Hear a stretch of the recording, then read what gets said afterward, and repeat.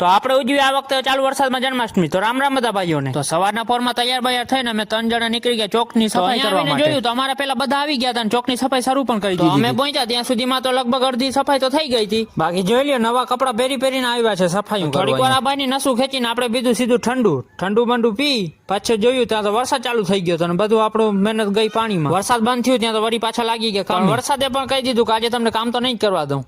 આટલા બધા ભાઈબંધ ભેગા થયા અને એકની નસું ના ખેંચાતી એવું તો બને નહીં. તો આમને મરી ગયો તો બકરો. જેવો વરસાદ બંધ થાય એવો અમારા છોરા બોરા લઈને સાફ સફાઈ કરવામાં વળગી ગયા. વરસાદે પણ જીત પકડી લીધી. એમ કરતા પડી ગઈ હતી બપોરને. આપણે આવી ગયા પાછા ચોકસણ કરવા માટે.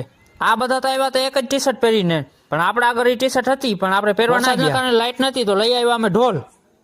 હાલો તમને અમારા વડીલોથી મળાવું. આ જોઈ લો ધમુભા ના રાજભા ભાઈએ ચાલુ કર્યું ઢોલ વગાડવાનું અને છોરાને બધાને ચડી ગયું. પછી મટકી બટકી બાંધી ઉપર અને જોઈ લ્યો ખાલી છત્રી બત્રી લઈને આવી. પછી આપણે પહોંચી ગયા સીધા અમારા ઘરે ને અહીંયા થતા ગોવાળિયા ને